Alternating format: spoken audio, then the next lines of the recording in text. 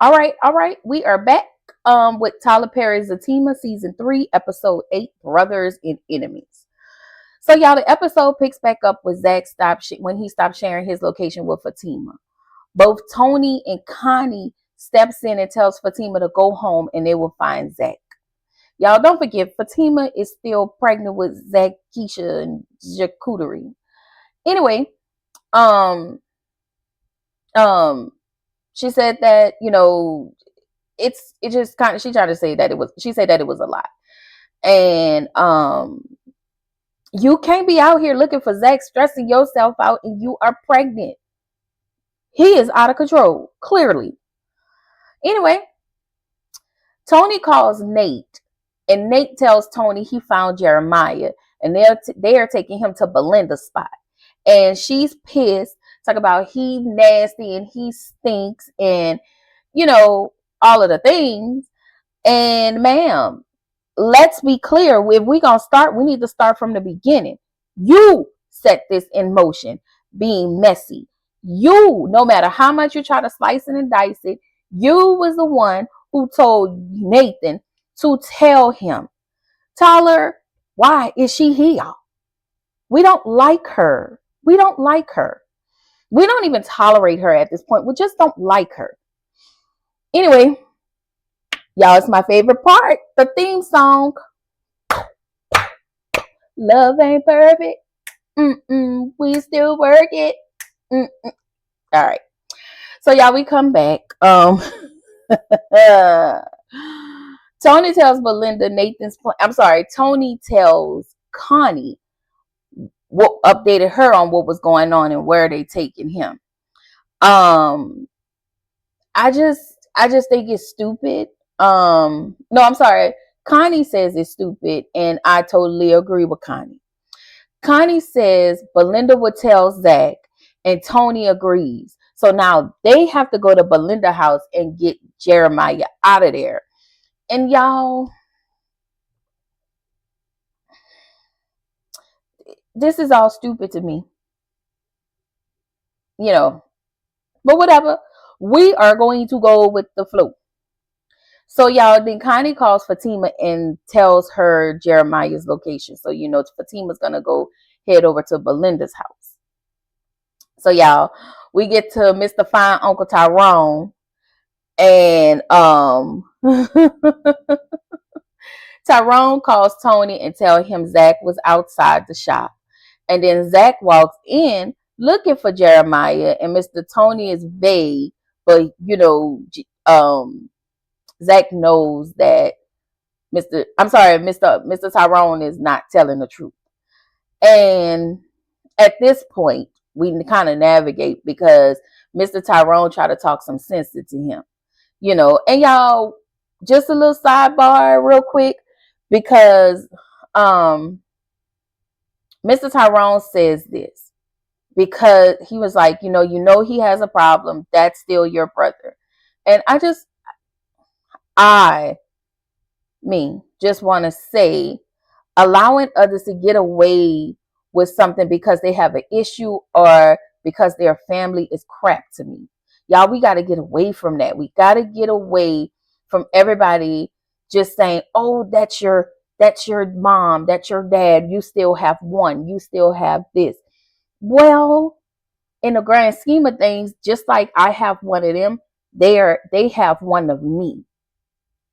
And when Zach says, when he says everybody keeps using his addiction as an excuse to overlook his negative behavior, y'all, I was agreeing 100% with that, but I also was triggered because I was triggered. Anyway, so my question, I get it. Should we have a level of understanding for somebody in that situation because they're sick? Absolutely. We definitely should. But people like Jeremiah, y'all, have no boundaries. He definitely have no boundaries with himself. So he's not going to have it with other people. So at this point, whatever happens to him happens. It is what it is. Because we all know Jeremiah was a problem since day one, since he knocked on Zach's door, being very disrespectful, acting like somebody scared of him. Anyway. So Mr. Tyrone tells Zach, if if you fight your brother and something fatal happens, then you're gonna catch a case.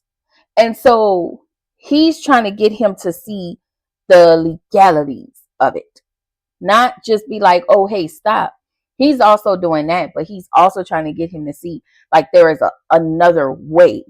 But until Zach learns how to control his emotions, he's not going to find that way. We need him to control his emotions. So of course Zach isn't listening, and he says he have to do what he have to do. Mr. Tyrone is like, fool, are you listening or are you hearing me? Y'all, Zach says he is, but it's evident that he's clearly not. So Zach starts to yell at Mr. Tyrone, and Mr. Tyrone like, slow your roll, my boy. So he kind of got Samuel L on him a little bit with all the mother yeah. And he says his toot and his ashy ooh wee wee is longer, so don't play with him. I forgot why he said that. It was a crazy analogy, but it was funny. Anyway, Mr. Tyrone says he want to go find his brother. Then if you want to go find your brother, then that's fine.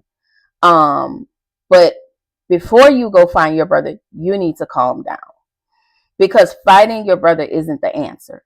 But of course, Zach is dismissive to what Mr. Tyrone is saying, and he also tells Zach to approach the situation like a man. And again, Zach ain't trying to hear that. And I just think that Mr. Tyrone and Tony, Connie are the most sound people next to Fatima on this show. Anyway, this the part, y'all, that aggravated me the most, because Zach says everyone, I want to say this is when he made it to Belinda's house. He says that everybody keeps saying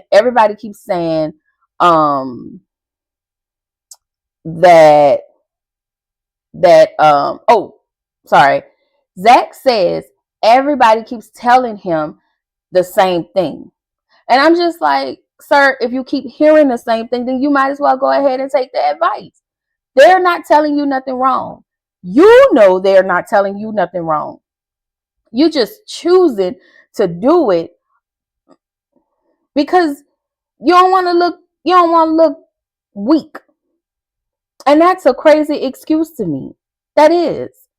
I also kind of feel like this is some stuff that has been happening for years, and you've been wanting to do this.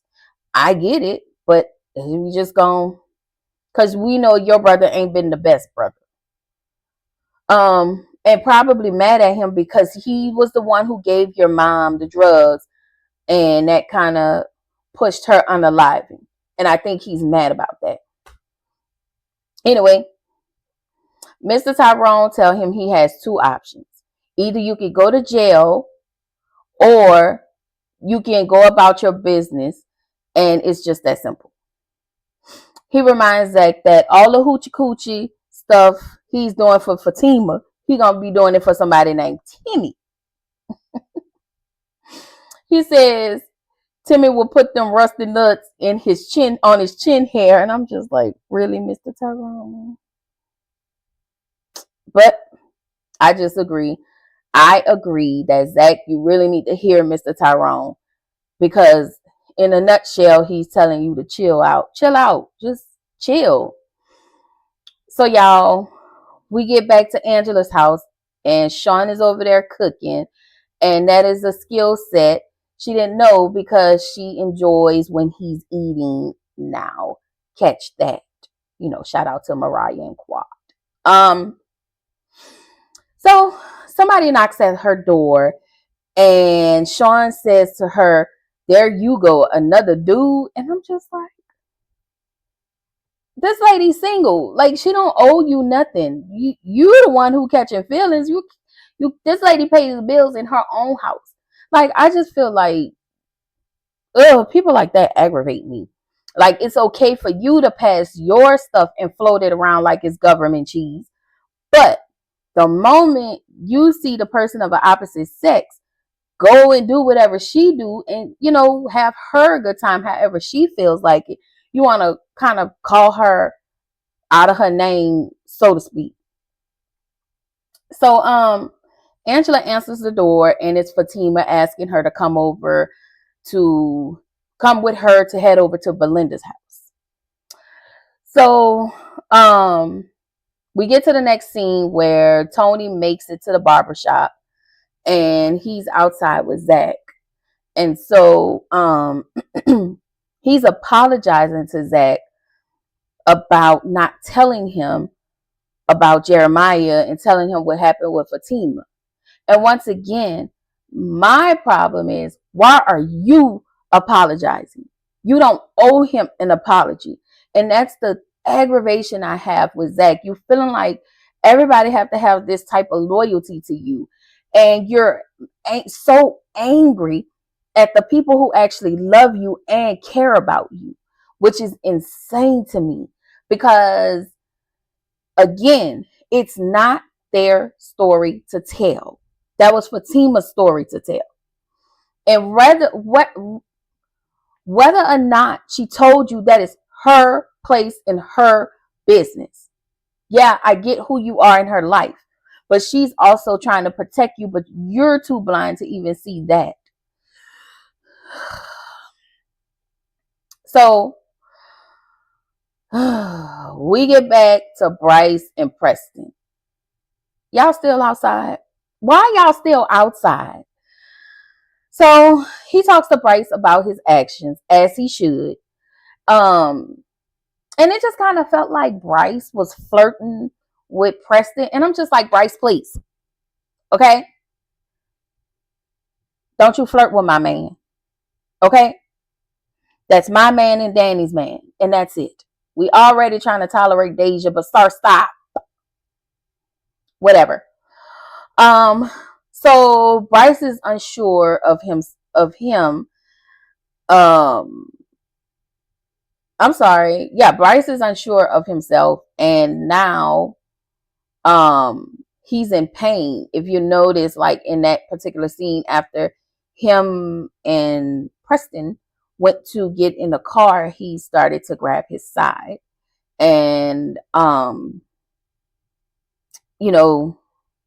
it made, now I really could be wrong, y'all. I really could be, but it makes me feel like Bryce is maybe they'll have Bryce start to take painkillers and he'll become a pill popper. Y'all, I feel like Bryce is going to be a wild card again this year. I don't know.